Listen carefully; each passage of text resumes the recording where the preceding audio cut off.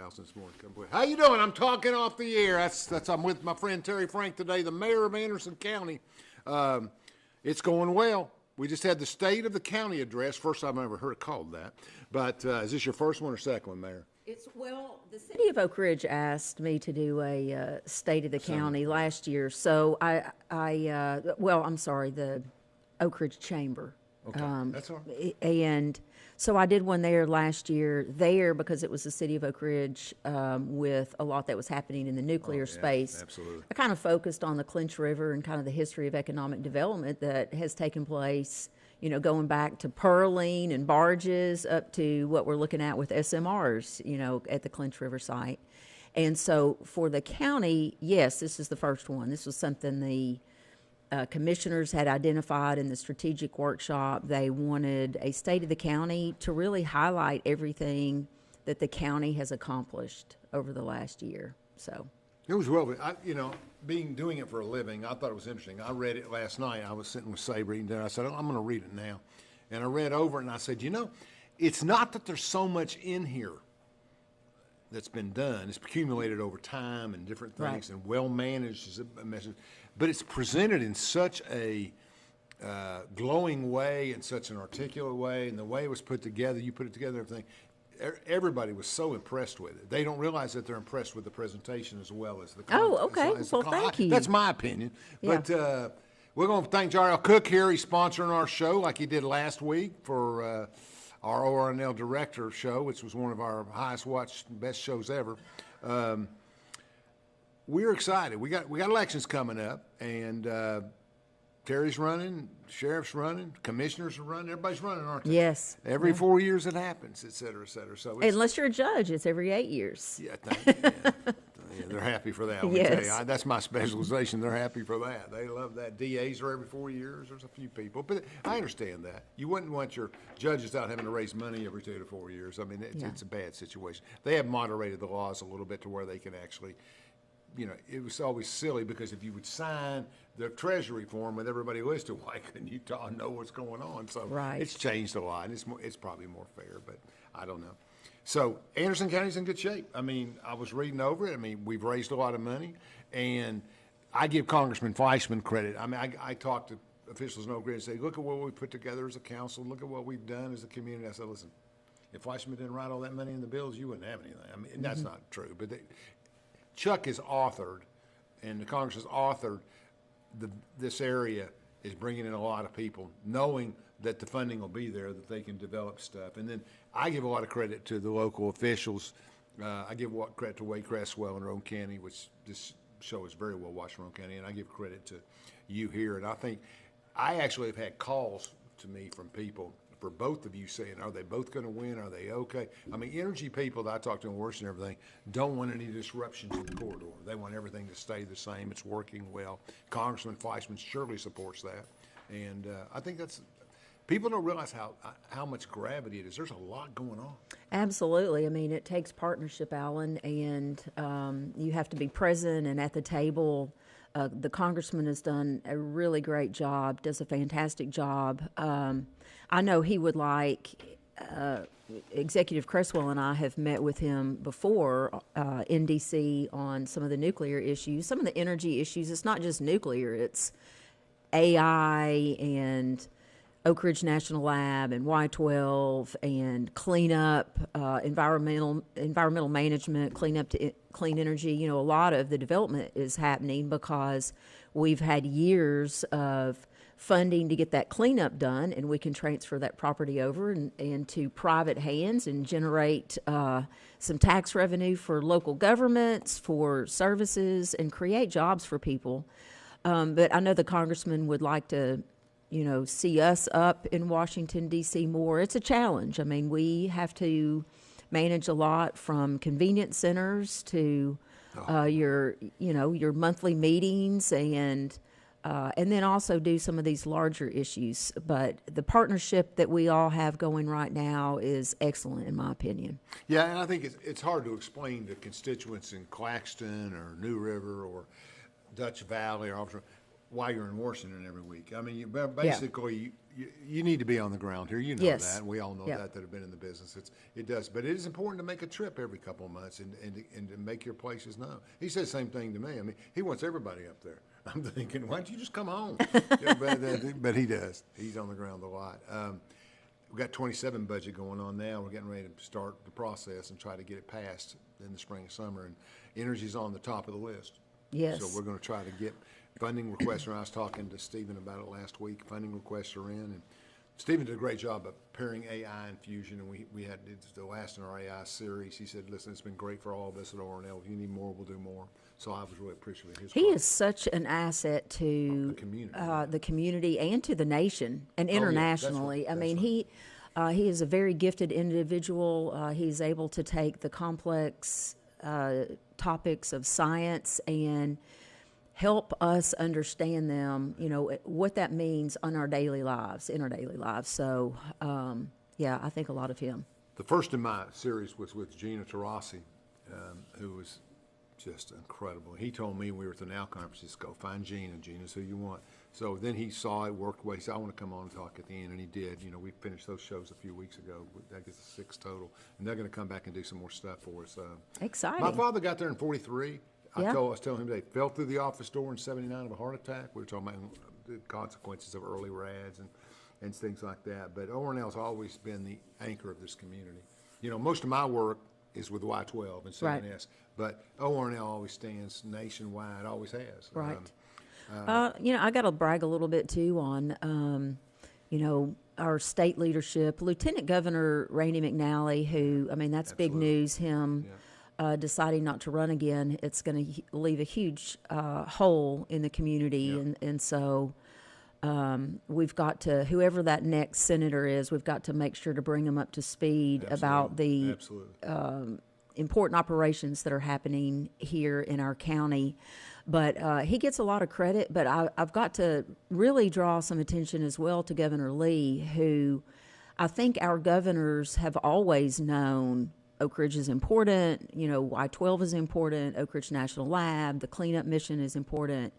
But Governor Lee really put rocket boosters on there, so to speak, by just saying, we've got energy needs. And I think that Winter Storm Elliott was really a wake-up call for a lot of people, where for the first time in the state of Tennessee, we experienced some brownouts. We had to turn the power off. They turned it off for us, with a cake in the oven for Christmas Eve. And I think that was a real wake-up call. What year was that? 2, 3 years ago? Yeah, I think so. Okay, Yeah, it was several years ago. Yes, definitely. Yeah, I remember that. That was a very, and I think, and that we talked about this. And if you watch the whole series, there's a lot on electricity and data centers and stuff. It was really, really interesting. And well, right now, folks are really waking up to. I know, our house is not that large. The highest gas bill that we've ever had, hit the 300 mark. And I opened my bill last month. Well, it's the one that's due. It was, if I paid on time, it was less than, which I have an automatic, withdrawal, so it's gonna be paid on time. But it was close to $500. If I did not pay on time, it was over $500. And 5%. I know Congressman Fleischman has joined with other congressmen, Burchett, Senator Haggerty, Senator Blackburn. Part of that is East Tennessee Gas, which is a Canadian-owned company, announced some really drastic rate increases for transportation of gas and as well as storage of gas, and over 100%. One's almost 200%, in the 170s, I believe. And a lot of people think, oh well, Those are gas bills you're talking about? Or yeah, it's the cost of gas. And so Powell Clinch Utility District, for instance, is objecting to that. I think they've filed some official protest. I don't know. It's not called a protest, Alan. I should probably have my details. But I know that the congressmen and the United States senators have written a letter to FERC, asking them to verify the reasonableness. But that's what we have a lot of discussion about, the future needs for the future. But at the end of the day, it boils down to, when I open the bill to keep my house warm, to, turn on the stove, to run the refrigerator, it matters what's on that bill. And that is part of this whole conversation and why we need to address needs for the future. It's at the end of the day, it affects our daily lives. I think there's a little bit of gouging going on every time this happens. I mean, gas goes up to $4. Are they really? I mean, this gas has been in the pipeline for 2 months. This is not new oil pressures. And President Trump may increase the reserve, did a lot of drilling, helped us. We're the biggest producer of oil in the world. I think Iran is third and Saudi Arabia second.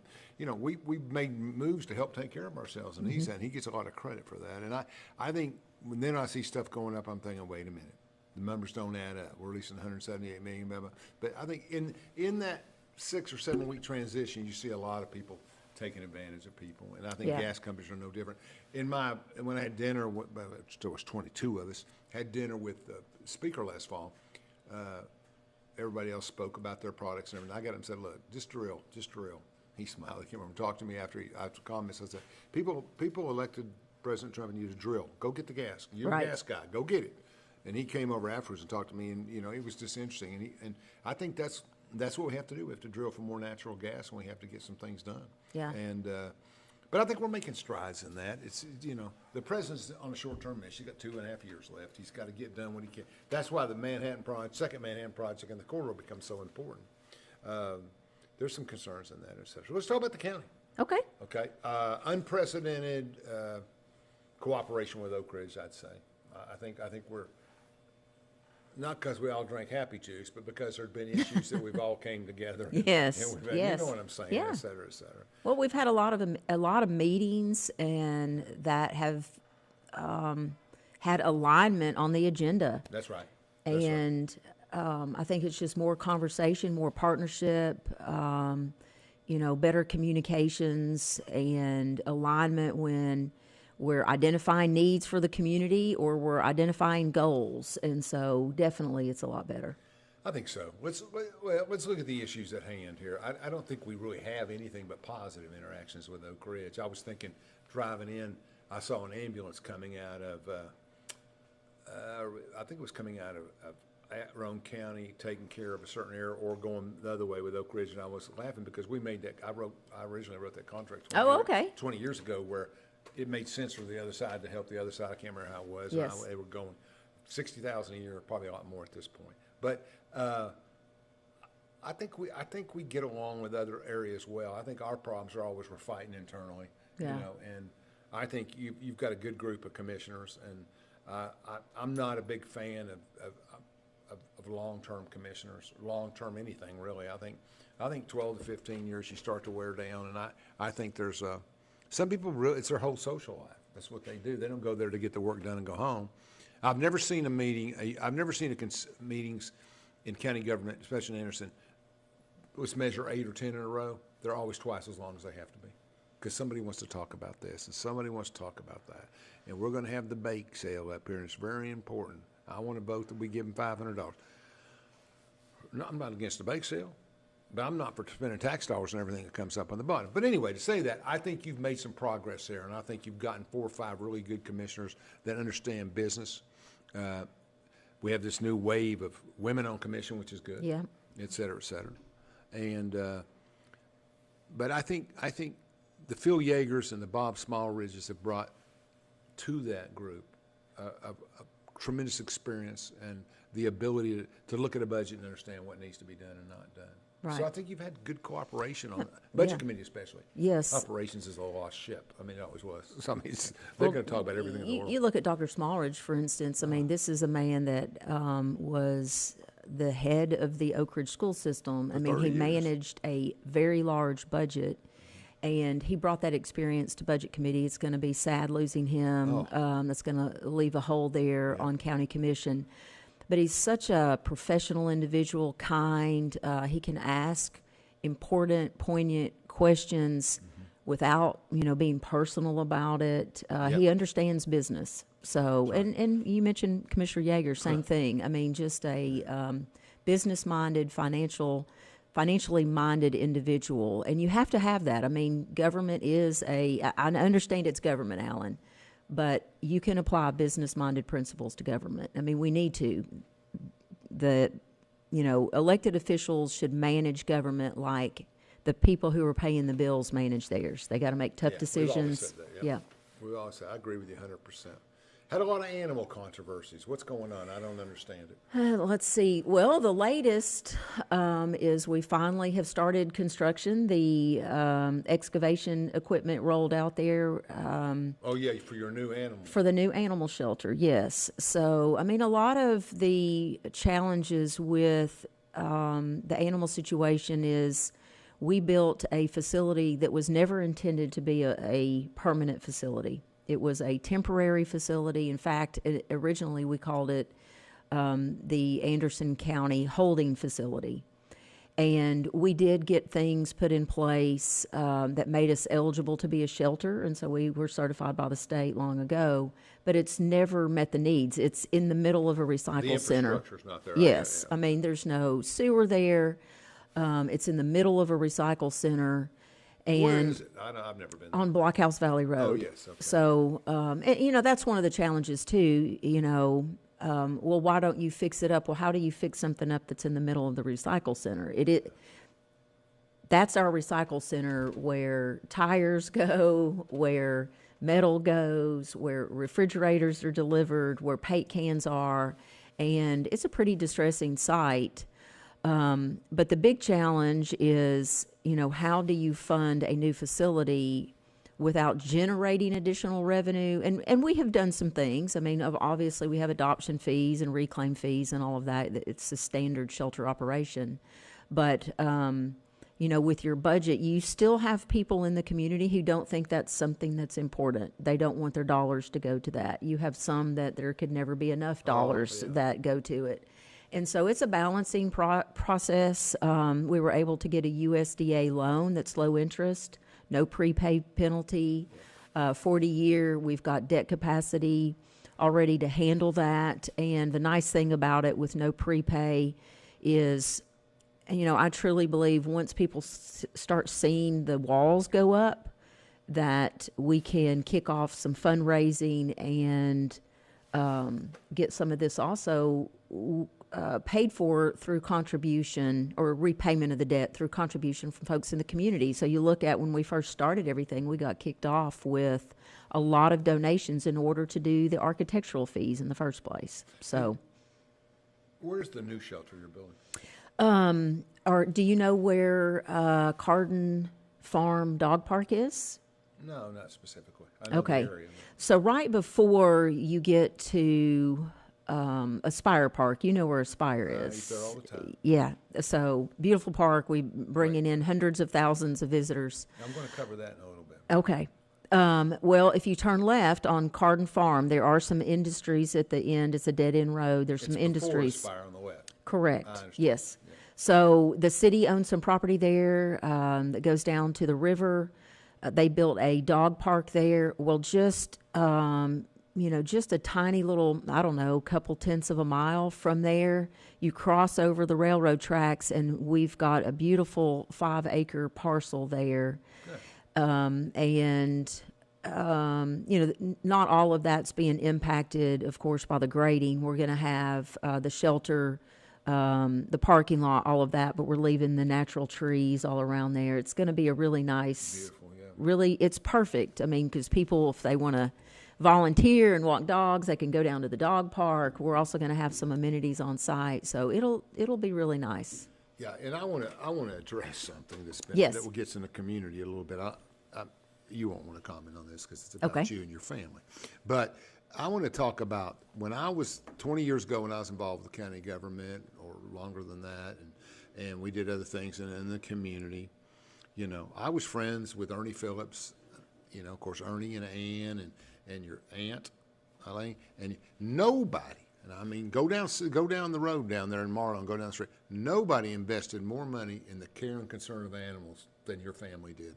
And I give credit to your parents, and I give credit to your mother and your aunt. But I mean, there were kennel. I mean, they just took care of animals. They took them in. They did everything. So Terry comes from a legacy of tremendous concern and putting a lot of money into it and a lot of help.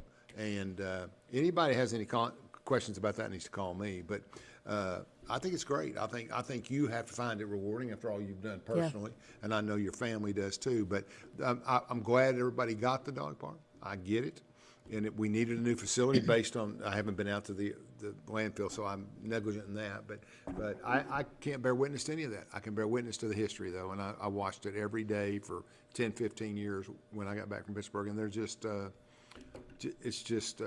It's a great legacy for you. I mean, obviously, energy you want for a legacy, right? But animals have been a big part Absolutely, of your life. especially for my family, and well, gosh, Alan, I mean, you know, I've been a participant in animal welfare. In fact, in high school, I started out, Little Lake Pet Lodge used to be DeVoe Kennels. Yeah. And so in high school, I worked there. I volunteered at the Oak Ridge Animal Shelter. A lot of folks don't know this, but I was a dog groomer. So I had a book of business, and in college, I would come back during the school year a couple of times a month. On Saturdays, I had my clients. I groomed dogs all through college.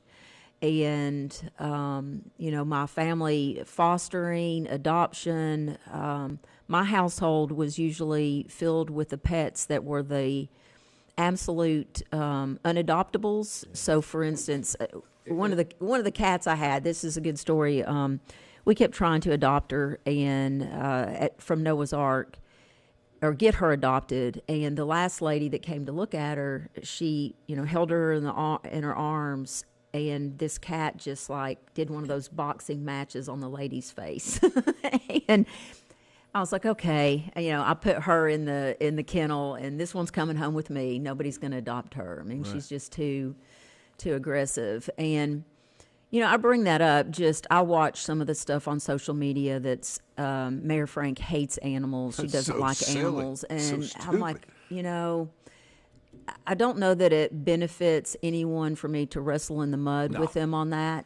I also know that in accomplishing the shelter project, it takes a majority vote of commission. Yep.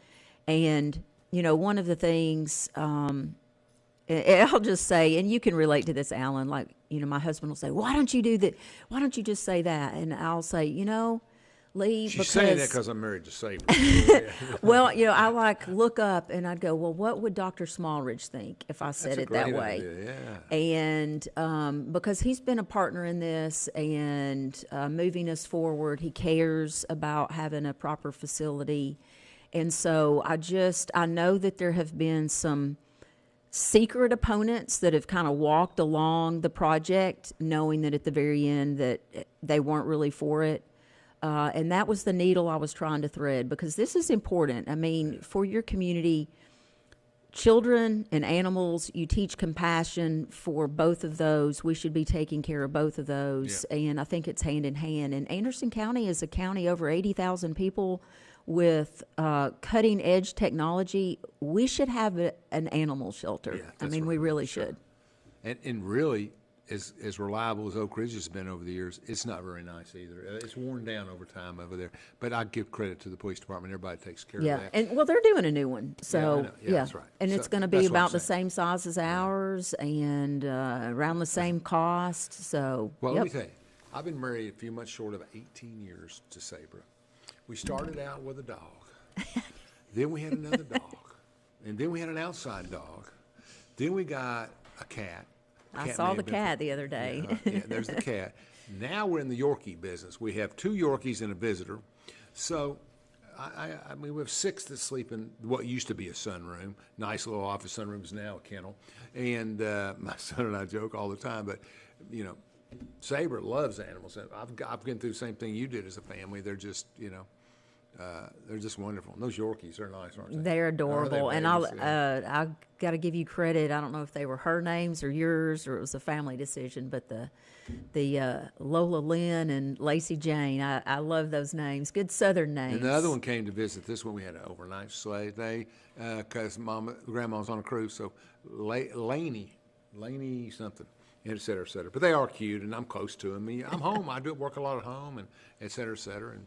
And when the day comes I can't work anymore, I'm just going to sit in the chair with all 4 of them, and that's the way it works. Of course, 2 or 3 of them are close to me, and all of them are close to Mom. But I mean, they split out. But the boy dog won't go anywhere but Mom's lap, and he's a bigger dog. So anyway, that's enough on animals for the show. But I'm going to say there's no shortage of love for animals in the studio. That's for sure, especially Terry, and I can't say enough about Eileen and Ann. They just did a lot of work over the years. Let's move on. Let's talk a little bit more about stuff that's going on that you covered in your state of the county, which I heard more compliments from people that don't like you or controlled or mixed or neutral. More people saying that was the best speech. That was the best accounting for a year that I've ever seen. I mean, people were very impressed with what you get accounted to commission. So we go down the list and we do things. Convenience centers to us in Oak Ridge, or we go down the street, we dump the stuff on Sunday afternoon until 6, we do this. In the county, it's an issue, always has been, always will be. Yeah. How are our convenience centers, and where are the controversies today? Oh, goodness. We keep investing in them, expanding them? Yes. Knock on wood, everything's okay right now. Of course, the high winds, we've got netting to kind of shield those. I know this is kind of a micro issue, Alan, but it's important to people in the community. It's what the center looks like. Yeah. Just a couple of different weeks where we've had these high winds that blew out a transformer and caused a fire up in Norris. They've also impacted the netting. And so this happens every once in a while. So we're taking that down. A lot of it's just become ripped, and then they've developed a new netting that actually has some slits in it where wind can get through.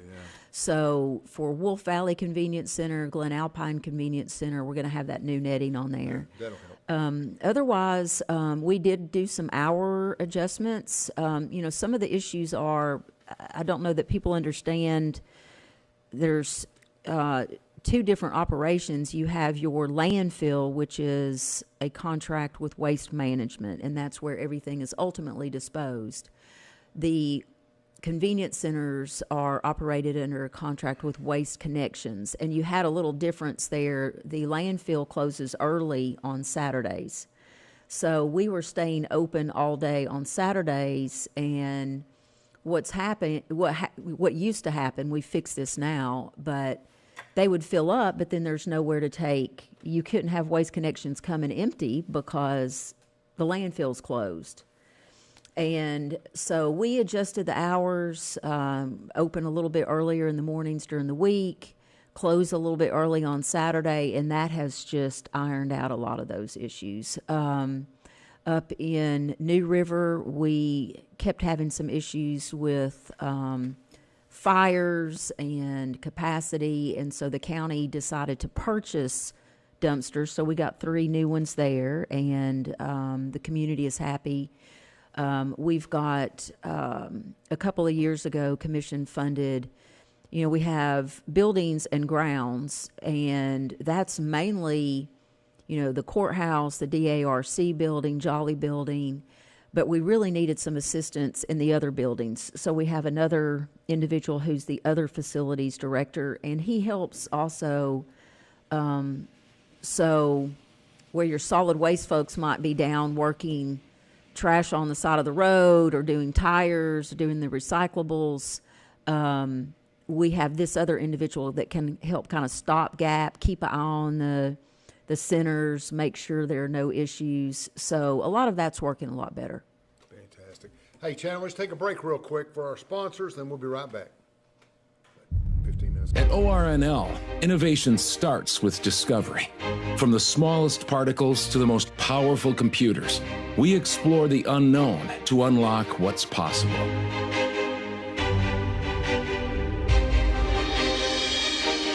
We lead in quantum science, artificial intelligence, and fusion energy, turning bold ideas into emerging technologies that meet American priorities. Because when discovery drives innovation, the future takes shape at ORNL.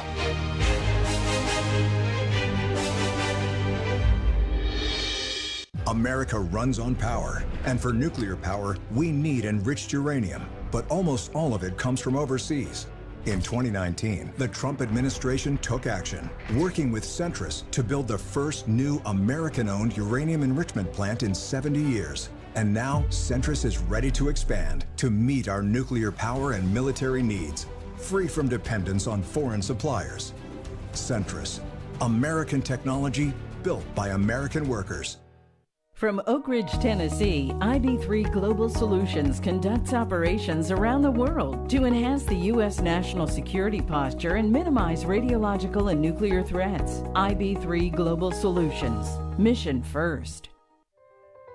At Navarro, we partner with our clients to advance technologies and deliver effective solutions for complex challenges in the nuclear, environmental, and clean energy fields.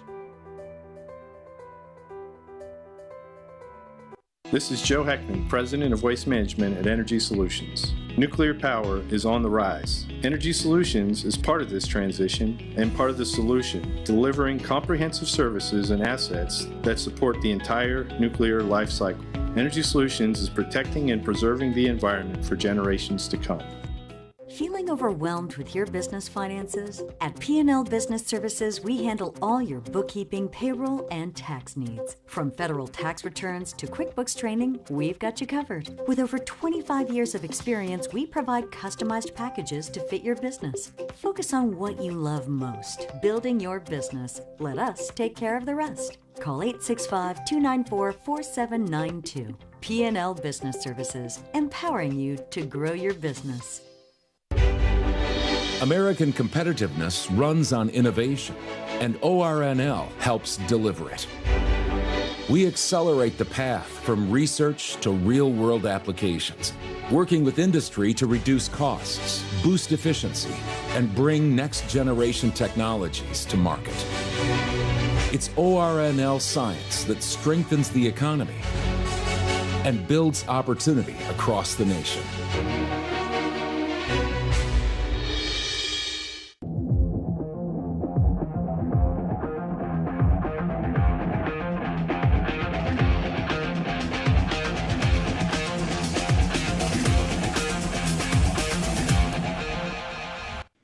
Welcome back. We're talking with Mayor Terry Frank, recognized as one of the best mayors in the state of Tennessee. I mean, and for that same thing, Sheriff Barker's the president of the Tennessee Sheriff's Association. We give him some accolades too. I mean, our local officials are among the best. I run political campaigns all over East Tennessee, some in Middle, and we have as good a county government as anybody in that sense. Let's talk about opioids for a minute. We got into that business a little bit and trying to help people deal with the major crisis and everything, and we've had a lot of people apply.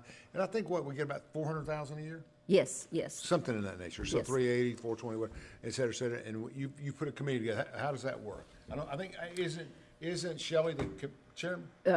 Commissioner Vandergrift Good chairs commissioner. that. Yes, very good commissioner. And I really give a lot of praise to the county commission and how they tackled this. You've probably seen other counties just kind of doing some allocations that created some community outcry because they felt, it wasn't really going to what the intent was. Sure. Our commissioners did some community meetings. They went to Rocky Top, they went to Oak Ridge, they were in Clinton. They got some feedback from the community, like where's the money needed? And then they worked with the University of Tennessee, putting together some information. They also did an assessment of needs. And then they developed an application. I mean, it is so professional how they went about it. Instead of it kind of being a talk session where everybody gets up and, I think we need this. They actually score, and they look at how are you going to measure the impact? How are you going to give us a report on how effective your program has been? And the first year, I think they awarded $427,000 worth of grants. I can't remember what the number is for this year, but a lot of people around the state have talked about how Anderson County has put that together, and so I got to give them high marks, high we've praise. got, how many people are on that committee? 5? Oh. 7? Now, I can't remember. Yeah, I know my wife's on there. She is. And I know Shelley's on there. Is Foster on there? Commissioner I remember Foster, him, Commissioner Mark. Anderson, Commissioner Allen.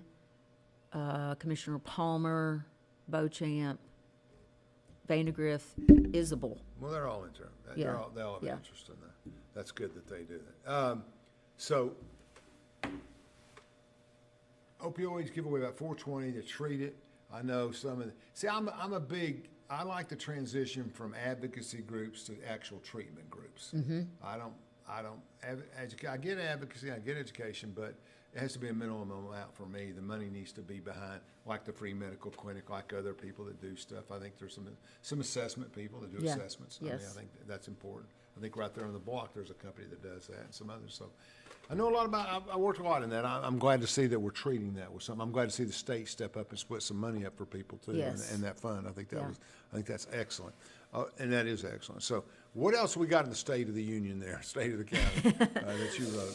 Oh, goodness. Well, I mean, a big, I'm saving budget till right at the time. I think one of the things that really caught people's attention is we work monthly, and some of these things may appear in the media or may show up on a Facebook post, but when you assemble it all together in one state of the address, I think people go, wow, we did do a lot this year. That's right. That's a good And point. I think that was one of the big points was we're busy working all year long, commission and departments, and when you get to see it all bundled together in one report, it's effective. A big win for the year was the cleanup of the American nuclear site. Yeah, tell me about that. I know where it is. I've been there. Yeah, so it was over nearly $11 million. It's over in Claxton at the end of the road Yes. down there on the right. I know what you're So talking it's a legacy contaminated site, goes back to, I can remember even talking to General Clark about this. They tried to source, the original material to see maybe even, somehow DOE was responsible. That never could come about. It was a private company that handled nuclear materials. They kind of walked away. They weren't managing properly. Back in the day, there were not the same kind of 70s. compliance regulations that there are today. Sure.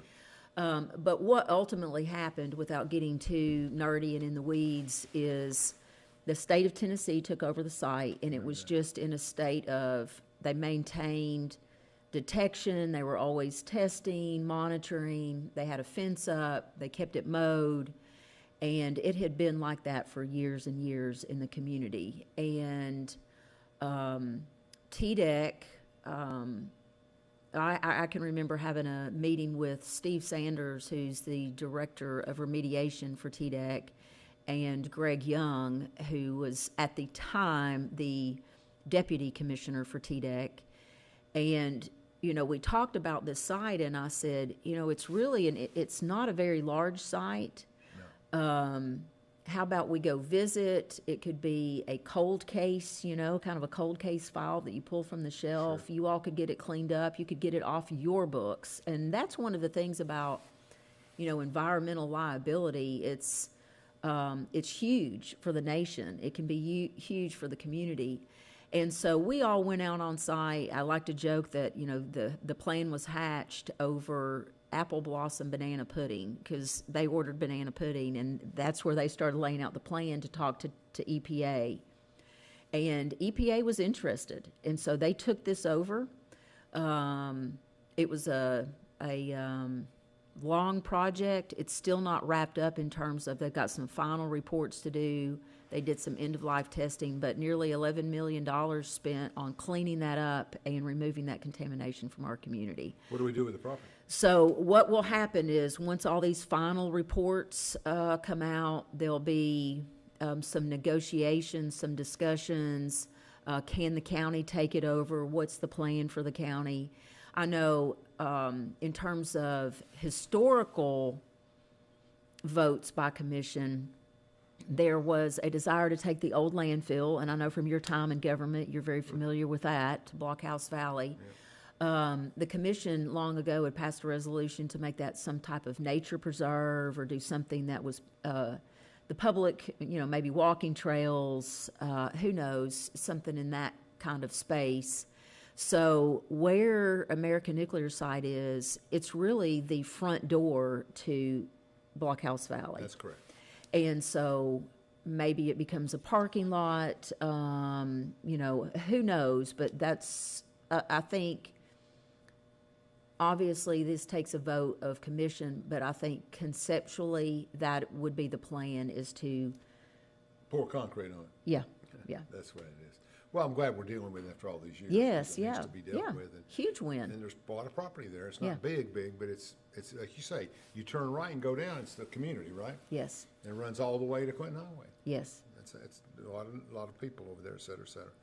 Okay, so we go down the committees and we think about it, and you look at all you're doing. Let's talk about libraries, Okay, because there's some controversy in libraries. I hear it every day. yes, yeah. But there's controversy. So we have the Clinton Library, which the county pays for. Mm-hmm. We have the Briceville Library, which we should pay for. And we have, is there a Lake City Library? There's, yes, Rocky Okay, Top. and we're paying for that? Are they paying or we So paying? what it is, and I think the next thing the library board's going to be working on is an agreement. So how it is functioned, and there is no paperwork that can be found to support this, either from our cities or the county. It has functioned as an intergovernmental partnership, and the county has funded the majority of all of the libraries. So not Oak Ridge, not Oliver Springs, but Norris, Rocky Top, Clinton, Briceville. And the cities have made contributions to the operation of the libraries, but the county has. And what percentage of their contribution of the budget would that be? Oh, I don't know Less that. than half. Oh, yes, less than half. So the city of Clinton makes the largest contribution. I mean, I hate to throw a number out there, That's 'cause okay. Don't but I throw a think it's number. $80,000 is their contribution, and then the others are. Well, there are thoughts Much on smaller. commission. Give them back their library, let them pay for it. Yeah. Let them make them do what Oak Ridge does, and do something else, and that's gonna save us a couple $100,000 a year, 300,000, whatever the number is. Yes, And yeah. I think that's a debate that's may come up. I've heard it from several different people, but Well, the cities own the buildings. 'Cause So libraries have been City so of Clinton owns their building, Rocky Yeah. Top owns their just take building. the budget over. The one we own is the Briceville Library. That's a county facility. That's a So- legitimate county Yes, facility. and the schools, because it's just co-located with the schools, the It's schools do a important lot library. to help. Kids in Briceville can't get to Yes. a library for 30 minutes if they Right, don't have that library. right. So, I mean, that's a big topic of discussion. Of course, there's the book issue. Commissioner Val is now the chairman of the library board. I know there's some, a lot of discussion, heated emotions there. At the last meeting, I think they looked at some old policies that were put in place, and you had some individuals saying, well, here were your policies, and here were not being followed. And it goes to age-appropriate materials and what is in there and what a child could potentially be exposed to. And so one of the dads there, for instance, I mean, you have differing points of view. Some folks want to make the conversation or the debate about, oh, well, it's love or people or different choices. But the folks that were speaking at the last meeting were, for instance, they shared a book, Alan, that was about toys. And I'm not even going to get into the details of that. But it was within arm's reach of a child. And, I don't think a lot of folks, I don't know who would say that's okay.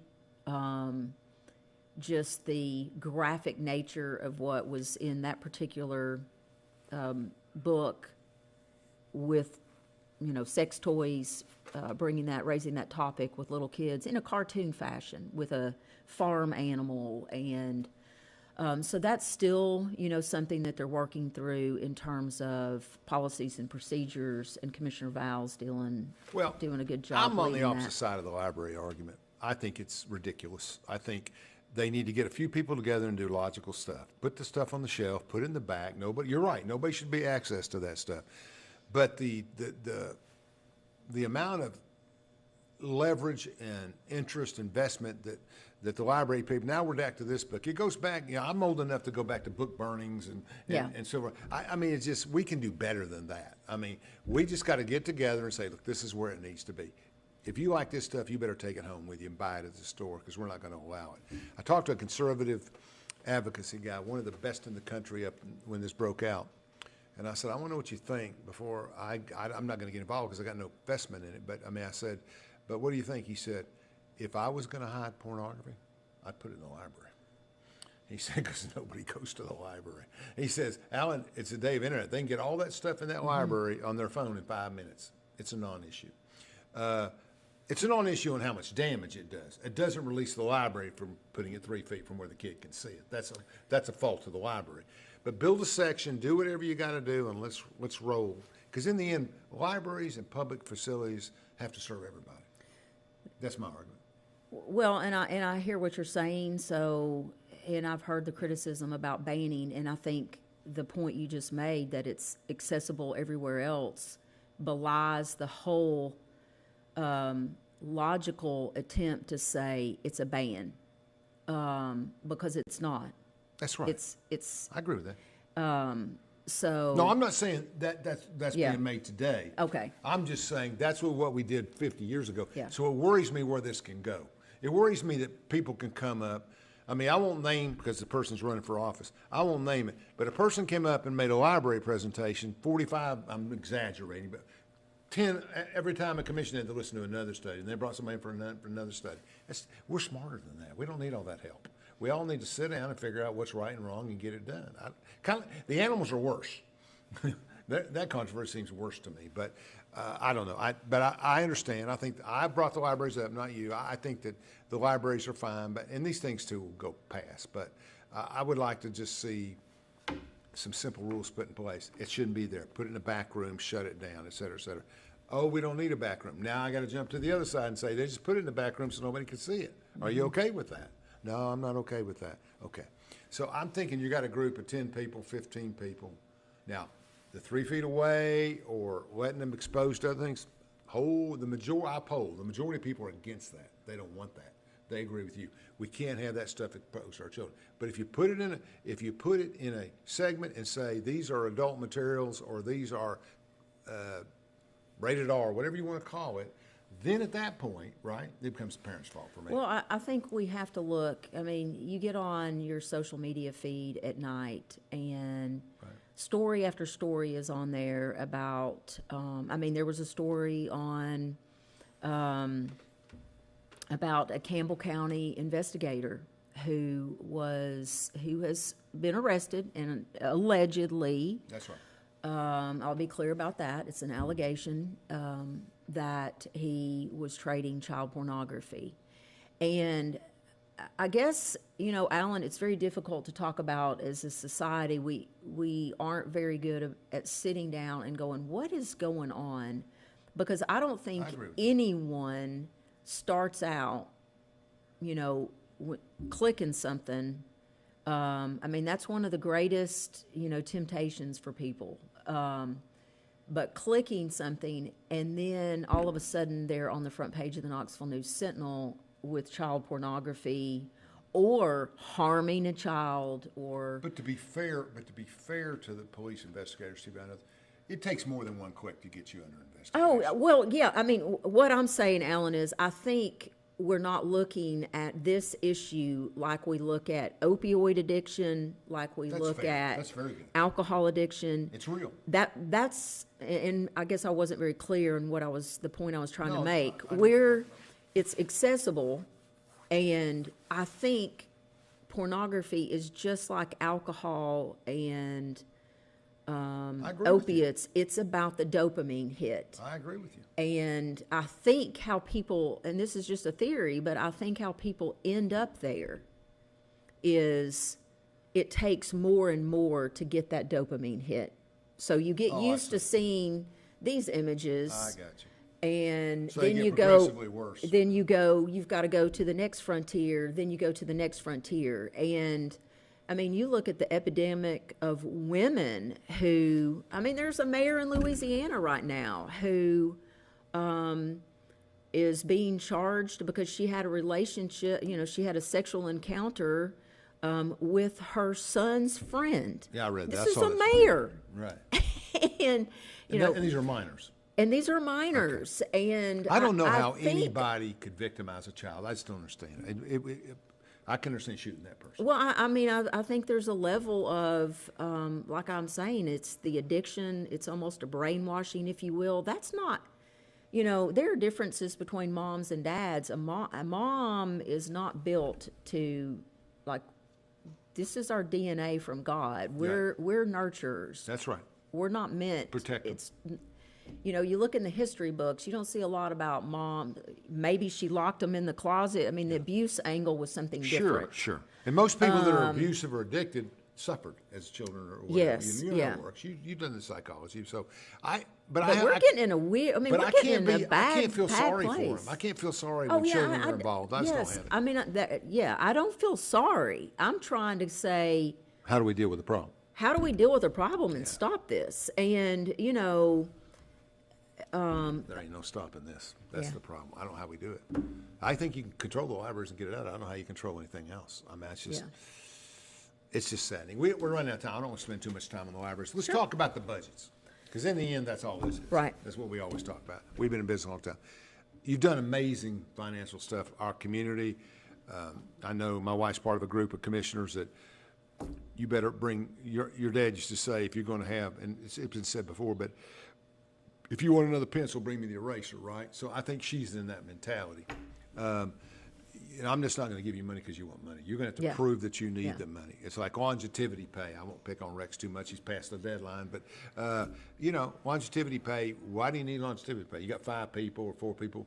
The bigger the office, the more legitimate argument is, right? Mm-hmm. Like Tim and Jeff, they don't need longevity pay. They got 5, 10, 15 employees. So I don't know. But then you have to balance it with, I'm just making an example of budgeting. Then you have to balance it with, are other counties more competitive? Are we going to lose people we absolutely need? Certainly in jail communities all across the state, I have campaigns in different areas. Yeah. Jail pay's an issue. People don't want to do the job. It's hard. Yeah. We're making. I think that robotics will be the next frontier. I mean, I've always said. I hope so. We just got through that last week. I mean, I've said that's going to be one of the first places. I mean, what a difficult job. And a lot of it's monitoring behavior, looking for signs, and the abuse. I mean, you read some of the reports. I mean, you've got people, a lot of them in jail have mental health issues or their addiction. On drugs, yeah. They're on drugs, they're coming off of drugs, they're doing horrible things or throwing things at the guards. It's a tough place to get somebody to want to work there. And so the lower the pay, the weaker the training, and the more liable they are. Let me tell you what happened in the county the other day. Me and you could talk 4 hours, but work crews got a drug dealer out of a jail, has got a drug dealer waiting, hadn't even been convicted yet, going to a school to get welding training as part of the program. He's in bail on $250,000 or something like $500,000 jail. He goes there. Well, they got a drug dropping thing going on. They put it under the building on the school. They pull it out of the school. And these are strips, and basically somebody finds that, apparently. I don't know the details, don't know what county it is or anything, but the bottom line is that they find it. I just saw a flash of it on my internet. And basically, you're on school property. I mean, so what kind of people are doing those kind of things? Are they underpaid or what's going on? So I don't know. I think there's a lot. I think it's the hardest job in the county is trying to keep a sheriff's department running. Yeah. That's my opinion of it. It's impossible in what you do. Well, some of these, I mean, it's not just Anderson County, Alan. So, I mean, you can compare our rates around to other counties. I mean, we do this when you're trying to find a salary, you do want to do a survey of the area.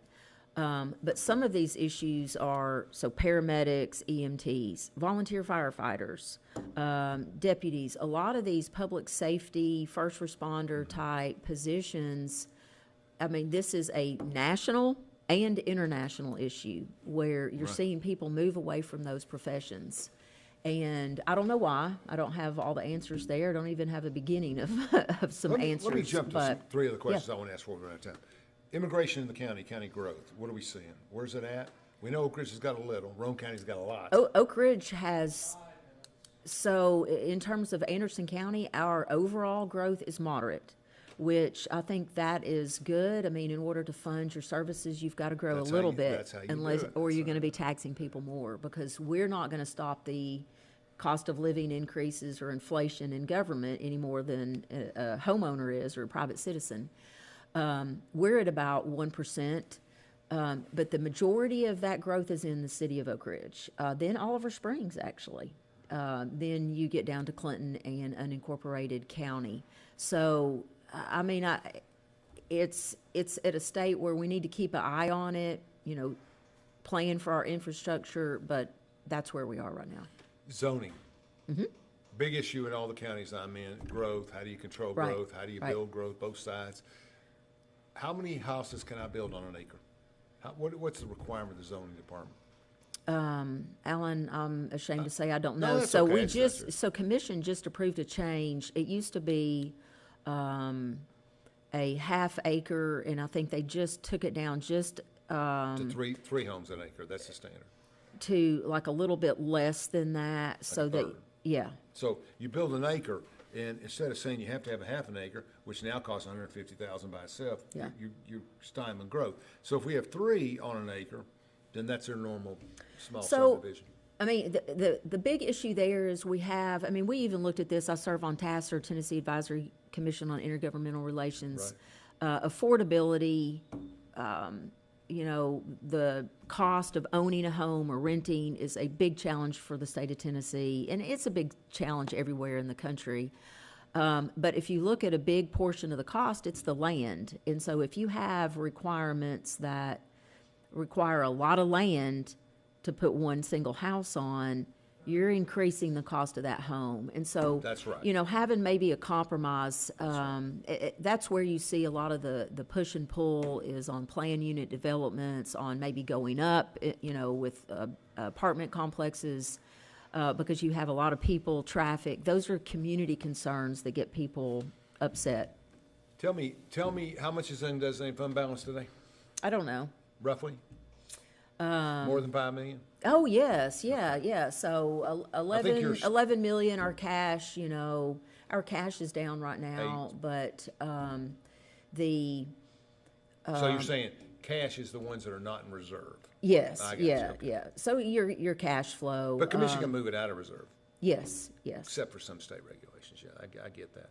All right, that's good. So we got that going, we got our budget under control. Yeah. Just doing a fantastic job. That goes for you and the commission. Yes, well, and one of the things about the unassigned fund balance, when we have a couple of capital codes where we can access some funds, which is very important, that really stops the bleed in terms of this cycle of borrowing. And like I mentioned at the State of the County address, it was only 2011 we were borrowing money just to start the fiscal year in order to meet payroll, in that first payroll of July. So we're paying interest because we did not have funds in the bank to be able to cash flow right. your operation. That's right.